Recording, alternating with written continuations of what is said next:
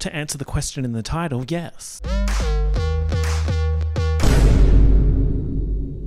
Jinkies for real. To whom it may concern, welcome to Mike's Mic. My name is Redacted, and in today's lecture, we will be discussing the societal implications of one of the most important movies, nay, one of the most important pieces of media, movie or not. Let's roll the mystery. Scooby-Doo 2, Monsters Unleashed, also known as 2 Scooby-Doo, Scooby-Doo Reloaded, Scooby-Doo the Squeakquel, and Scooby-Doo New Moon. The rumors are true, we are stepping back into the Scooby-Doo-niverse. YouTube user Lids1, I'm doing this for you. I am sorry about the wig jump scare, but at the end of the day, Jinkies.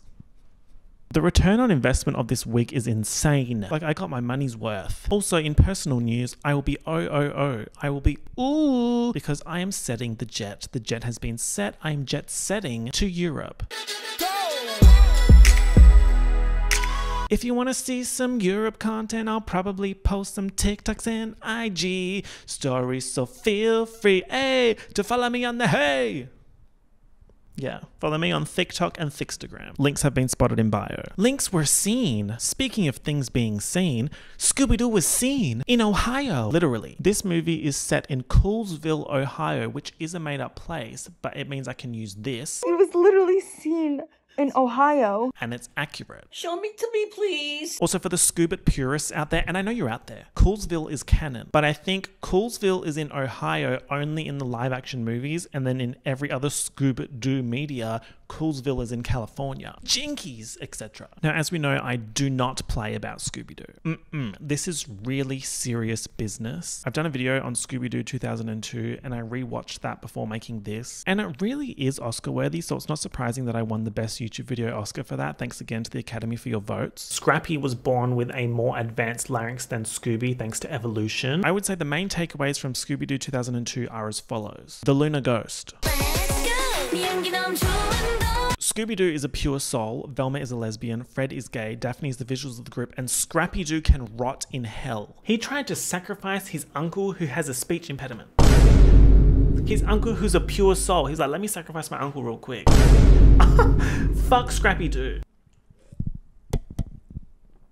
Cheers. I'm going through a real Dr. Pepper phase right now, yeah. So what's changed between movies? Well, the gang was already famous, but now they're so famous, like they're so famous. They can't walk down the street without getting swarmed, like flies to the bin in my apartment complex. It does stress me out that in the 2 years since the last movie, Scooby-Doo has aged 14 years in dog years. Okay, let's quickly talk cinema, film, and movies. When Scooby-Doo 2 Monsters Unleashed opened in March 2004, in its opening weekend in the States, it grossed on average per cinema $8,888. 8888. Chewed. Scooby snacked. Also, how's this for a fun fact? This movie ranks as the 6th highest movie featuring a dog as a major character, according to Box Office Mojo, not to be confused with Watch Mojo, although I wouldn't be surprised if they had their paws all over this. Welcome to Watch Mojo. Today we're counting down the top 10 highest grossing films featuring a dog as a main character. Number 1, Scooby-Doo. You probably saw this one coming. Looks like somebody was barking up the right tree. Yes, that's right. Scooby-Doo 2002 tops that list, and I'm very happy for her. She deserves it. Number 2 is Marley and Me. Can we not talk about that? In the UK, Monsters Unleashed topped the box office for 3 consecutive weeks until Kill Bill Volume 2 came along and outsold. Like, oh my god, not them having a squeakquel off. On Rotten Tomatoes, it has 23%, but I do think Rotten Tomatoes can eat shit a little bit. Top 10 MMCU villains, slightly above Staircases, mostly because people don't know how to read a Rotten Tomatoes score. Open the schools. And last thing before we talk about the plot, Scooby-Doo bus. You better not be Scooby-Doo bus when I get there. My efficiently traveling ass. Rachel, this is serious. Me when I'm Scooby-Doo bus. The plot of this movie is very much como se dice, an afterthought. It runs on vibes. Latex Velma, Daphne's hair, and frighteningly tall Scooby-Doo in an afro. And there's nothing wrong with that. Sometimes cultural impact is more important than plot. Have we considered that? The Warner Brothers shield fading into the moon? Yeah, that's how you know that cinema is on the way. It also gives a little bit ill moon. I've also decided that Stephenie Meyer has a bob, or had a bob at some point. Can someone check if Stephenie Meyer having a bob is canon? This credit intro is giving very much Spider-Man, very much Peter Parker. It's some sort of pterodactyl monster flying through the city and going into a grate. Already raises a few questions. Yes, is this real, or is it more so an unreal credit concept. Like, are we real or are we dancer? So we're in Coolsville at the opening of the Coulsonian Criminology Museum, and the premiere exhibit is Mystery Inc.'s Creepy Capers Uncovered. The gang turns up and they're in their usual colours, but a more formal version. So Fred's in a blue suit, Daphne's in a purple 2019 Notes on Camp Kylie Met Gala-esque number, Velma is in an insane orange turtleneck Suns neck dust jumper inspired dress, Shaggy's in a green and brown suit, and Scooby's wearing a bow tie. I feel like Fred is looking a little more Lisa Rinna-esque this time round. It's not okay. It's just not okay. Come on, Scoob. Something about this KFC placement feels so correct and so 2004. But it's kind of confusing because Scooby flips the cup onto this guy and it's like a creamy texture. And I'm pretty sure KFC does not and did not serve milkshakes. You better not be serving milkshake when I get there.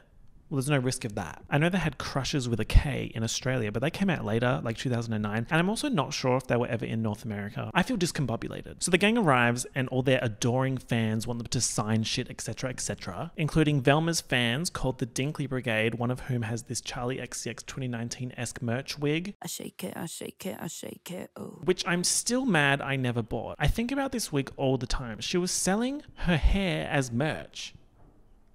It's kind of genius. And you know who should have done it? Katy Perry, 2017, blonde pixie cut. Turn that flop upside dop. You know what I mean? Also, this fan is wearing a Mystery Inc. badge, which is literally from the promo shoot of Scooby-Doo 2002.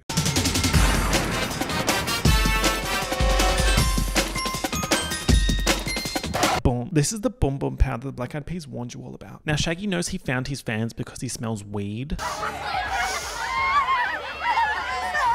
But because this is a kids movie, kids probably thinks he can smell them because they smell bad. Scooby's fans want him to sign their bowl, chew on their chew toy, and like keep it classy. Oh my god. There's a reporter named Heather Jasper Howe, and she wants to scoop on Mystery Inc. and she's giving a little bit Gale Weathers a la Scream. Fred tells her that Mystery Inc. has donated the costumes of criminals they've unmasked to this exhibit. The Black Knight ghost, the 10,000 Volt ghost, the Skeleton Men, the Pterodactyl ghost, the Tar Monster. What's fun about this is that these are all villains from the Scooby-Doo cartoon. So this is sort of like a nod to Do's of Scooby's past. But where's the Luna ghost?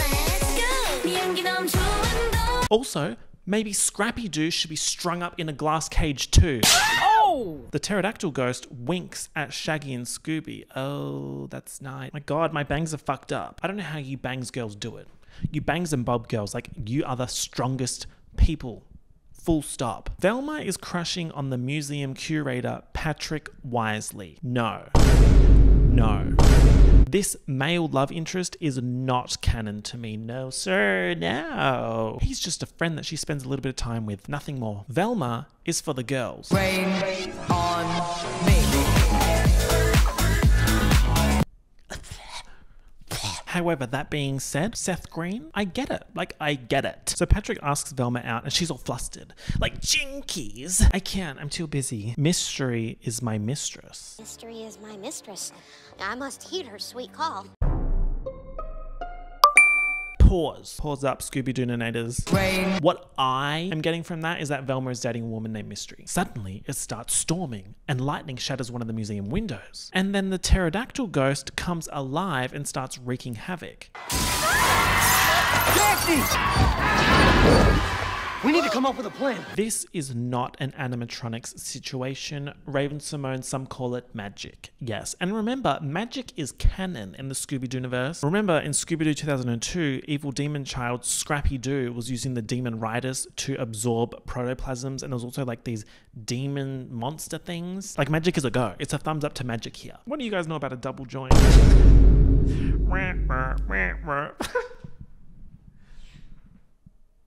Had to do a quick eat. Word to Carabella. The gang try to stop the pterodactyl when a man turns up laughing evilly. Mystery Incorporated! Why would a man be there? Why would a man be there? He says this is only the first rung on the ladder of your demise. Oh, he ate that. A way with words is always appreciated. His mask, though, foul. He looks like Chrome Homer Simpson. Chroma Simpson. He says that he wants to unmask Mystery Inc. for the buffoons they truly are, and then flies off into the night with the pterodactyl ghost, who's also grabbed the costumes of the Black Knight ghost and the 10,000 volt ghost. This all raises a really important question that no one's really ever asked before. What the hell is going on? Velma discovers under the pterodactyl ghost plinth A secret hatch. me when I'm John Locke looking down the blown open Swan Station hatch after trying to open it for weeks and chasing visions around the island resulting in the death of Boone Carlyle. Sister Velma, are you ready to press a mysterious button every 108 minutes? Velma realizes that this hatch is how the real pterodactyl ghost got in, which also implies that the pterodactyl from the credits was this pterodactyl.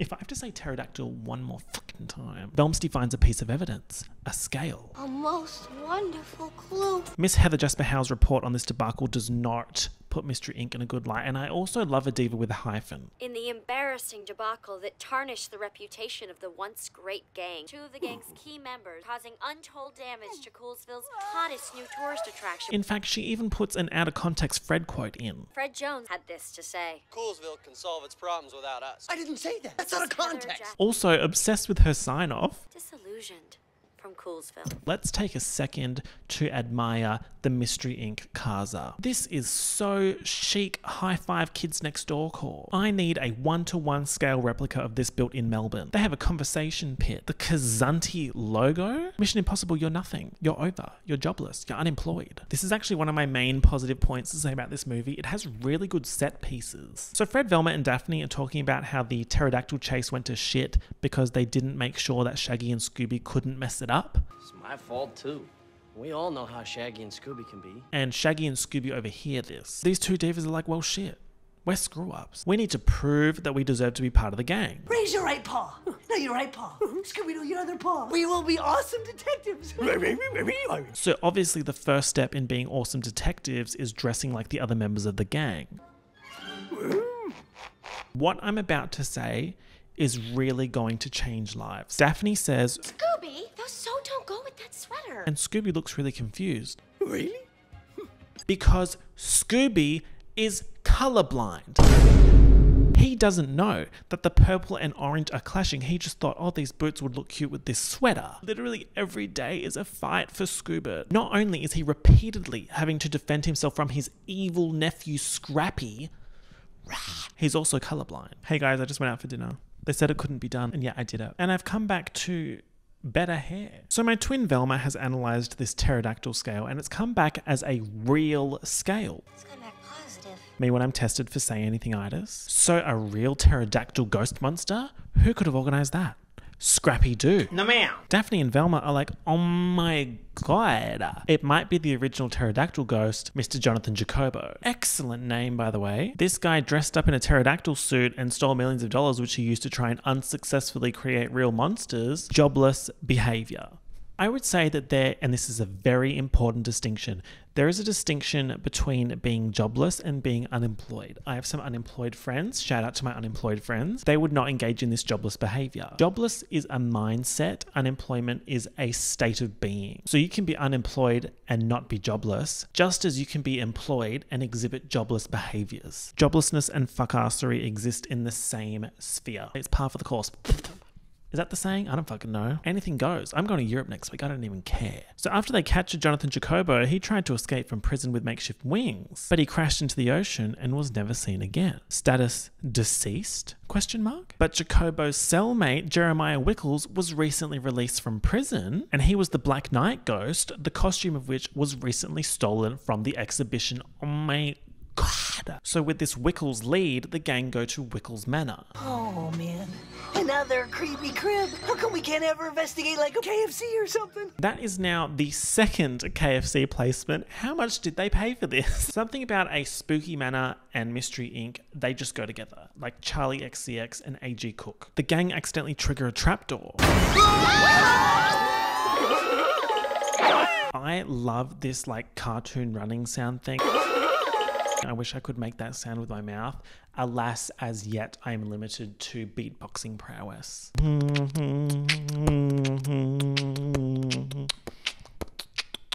So the trapdoor puts them on this spherical ride thing, and this is very topical and relevant to me because there's a Scooby-Doo haunted house themed roller coaster at Movie World in Queensland, and I went on it when I was like 10, and it scared the absolute shit out of me. Oh my god. Like, imagine being 10. I hope none of you are 10. Parental filter, please. Imagine being 10 and you're on this roller coaster and suddenly it fucking goes backwards and drops down in absolute darkness. It was Scooby-Doo 2002 themed though, not Monsters Unleashed. So how does the gang get out of their big ball? The lock's on a laser thumbprint scanner. A little blush, a pore strip. Voila, I enjoy being a girl.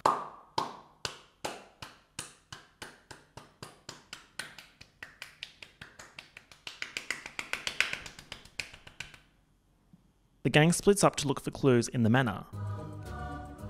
A clue. Again, these set pieces are just so fucking good. This mansion one's giving like Crash Bandicoot 1 The Gauntlet mixed with Crash Bandicoot 4 Cortex Castle. Daphne, Fred and Velma find a Celtic text that gives instructions on how to make carbon-based organic composite predators, aka monsters. Scooby and Shaggy are fucking around as per usual. Why is a toilet brush a clue? Scooby-Dooby-Doo. As is their right, but remember they're trying to be serious detectives. They find a clue saying the faux ghost tonight. Now Miss Daphne continues her streak of outselling the rest of Mystery Inc. The Black Knight ghost appears. Black Knight Ghost! And she uses her martial arts skill to fight him. And subtracting the 34, that's your wife! No hand. All while wearing a shirt with her own face on it. Daphne ate the manor, like she chewed the walls. Daphne Nation, tonight we feast. I'm obsessed with how obvious it is that this isn't Sarah Michelle Gellar. Back at Mystery Inc. HQ, Shaggy and Scooby decide, let's roll the mystery. Let's roll the mystery. They're going to solve it before the rest of the gang get a little bit of clout going, you know? So they head to the Faux Ghost, which is basically a Mystery Inc. Rogues Gallery meet and greet. I recognize a lot of these cats. These are all folks we unmask, Scoob. So how are Shaggy and Scooby going to get in without being recognized? Costumes diva. It's me, Shizzy McCreepy, and my brother, S.D. McCrawley. Mr. Scooby-Doo cannot stop eating, both in a dietary ingesting nutrients way, but also in a fashion icon way. Hey, handsome. Hello, baby. Disguised Shaggy talks to Old Man Wickles. Have you done anything cool and creepy lately? During this scene, we also have a cameo from Neil Fanning sitting next to Scooby, and he's actually the voice of Scooby-Doo in these movies, so that's fun. Shaggy's like, Scooby babe, I'm going to the restroom. Please don't do anything to attract attention. Okay. Okay, let's be real. Hashtag real talk. It was kind of freaking me out that Scooby was so big. Like, that is a big dog. Something about this dance scene is uncanny and the proportions are off. And then I discovered via bonus features that it's actually a stunt dancer in a suit. They got a live actress. She had to wear this very bulky Scooby costume with a lot of padding. It turned out to be very, very convincing. No, thank you. That's like this behind the scenes footage of Scooby-Doo 1. I don't want to see that, so Shaggy and Scooby get caught. The meddling mutt would help throw us in jail. He said the word. They're meddling kids for real. Daphne, Fred and Velma discovered that the scale is randomonium, Doesn't randomonium glow? Like those footprints we saw in Wickles' mansion? which can be found at an abandoned mine in Coolsville. Well, yes. If we can prove Wickles is behind this mystery goes down like a .com and Coolsville digs us again. Then Patrick turns up at the Casa and Velma gets all scared. I've fought werewolves and ghosts, but in the end I know we usually unmask them and it's just a shrivelly little scared man inside. Well, it's the same with dating. See, Scooby-Doo 2 is a social commentary. It's the commentary that occurs in a social capacity. Daphne's talking to Velma like, babe, you're scared of intimacy. Maybe werewolves and ghosts are just distractions to keep you away from what really frightens you. Intimacy with another person. The framing of this shot, Velma's like, ugh, I'm just not hot.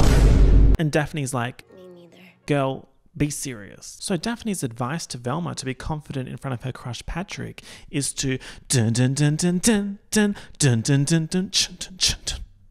Serve. Who's your mommy? I think this scene awoke a lot of feelings for a lot of people. Who's your mommy? What? This was something serious. People have been talking about sexy Velma for literally 20 years. Also, her necklace says Velmstar. Okay. Question for the culture. Where did this outfit come from? I initially thought that she borrowed it from Daphne, but that can't be right because it's not purple. So does that mean that Velma's always had it? Then they all get in the mystery machine and drive to the Coulsonian to discover that it's been broken into again. Huh? Wasn't Patrick at Mystery Inc. HQ to ask Velma out? How did Patrick get to Mystery Inc. HQ in the first place?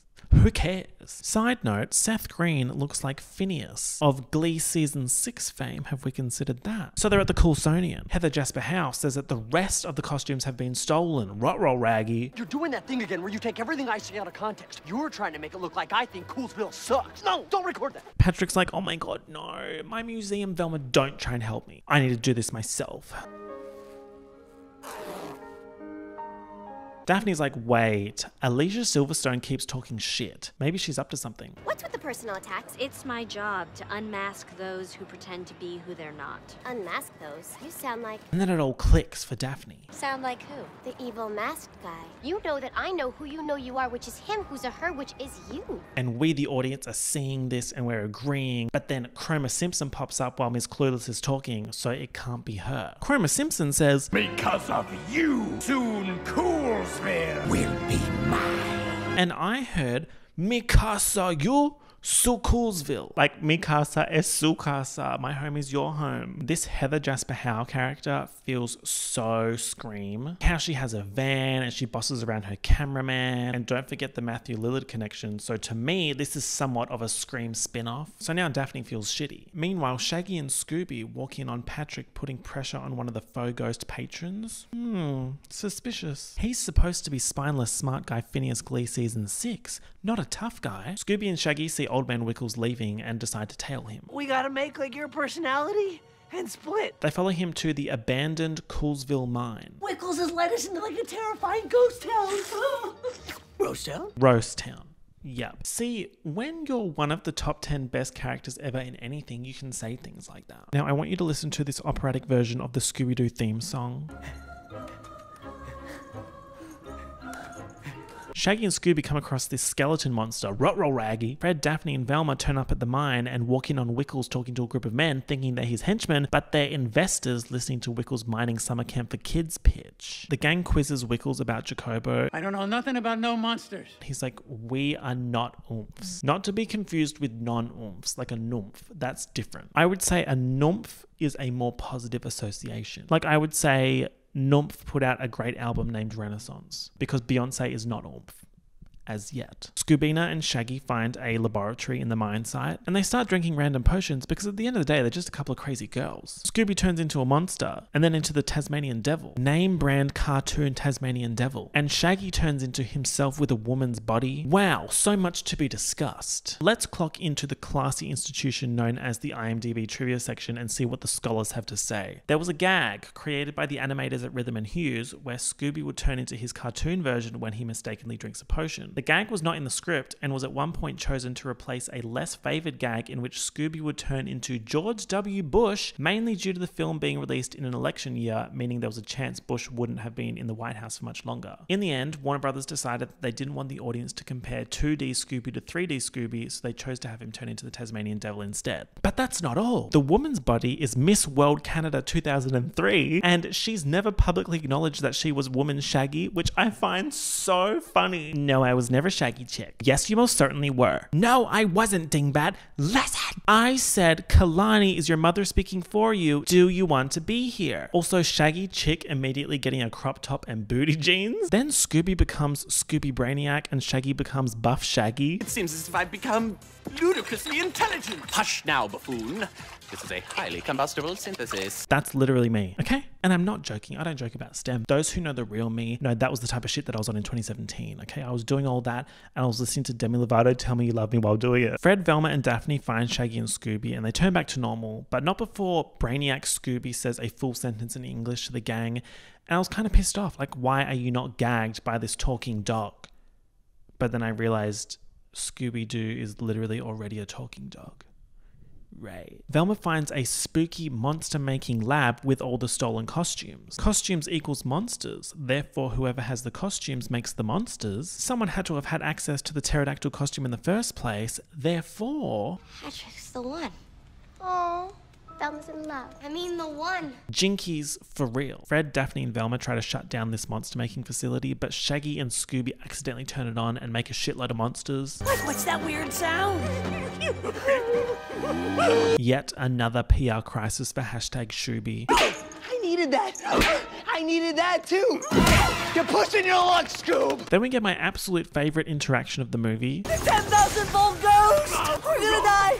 Stay positive. We're gonna die quickly. The gang steals the Monster Machine control panel and Chroma Simpson wants it back. Otherwise, Mystery Inc. will be able to shut the shit down. Chase scenes ensue, but of course, I have a friend that looks like this. Also, Fred, Velma and Daphne run to the Mystery Machine in a very cartoon way, which I appreciate. Now, everyone in Coolsville hates Mystery Inc. because Chroma Simpson said, "Give me Mystery Inc. or I'll fuck this city up." I beg you, Mystery Inc., turn yourselves in. You're cancelled.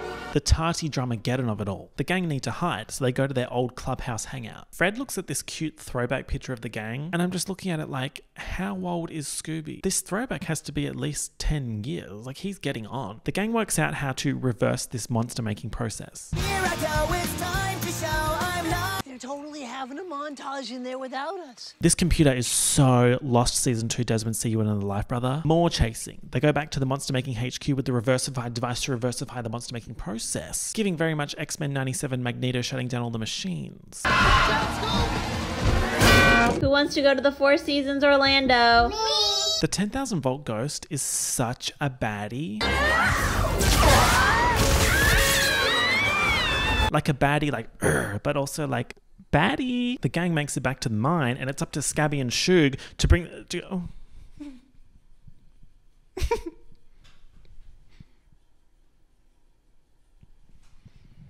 Shaggy and Scoob. It's up to Shaggy and Scoob to bring the control panel to the base. They have to be heroes, like screw-uppings are over. I think you've been heroes all along. You just haven't known it. Heroes. That's literally gorgeous. That's what that is. The gang defeat the monsters one by one. It's very professional and classy. That's why they've had the #1 album on the Billboard 200 chart for 65 years. Velma loses her glasses in the mines. She finds a spooky shrine to Jonathan Jacobo. But who would be so obsessed with him? and she comes face to face with Patrick in a very Mona Spencer Pretty Little Liars Season 2 Cashmere Sweaters kind of way.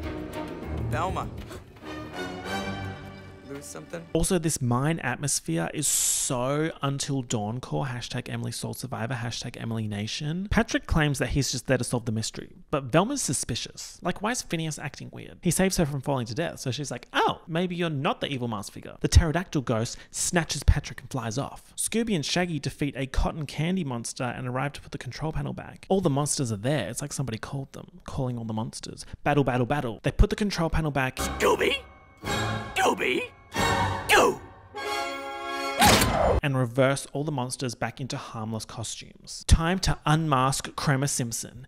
It's Scrappy Doo. Just kidding, it's Heather Jasper Howe.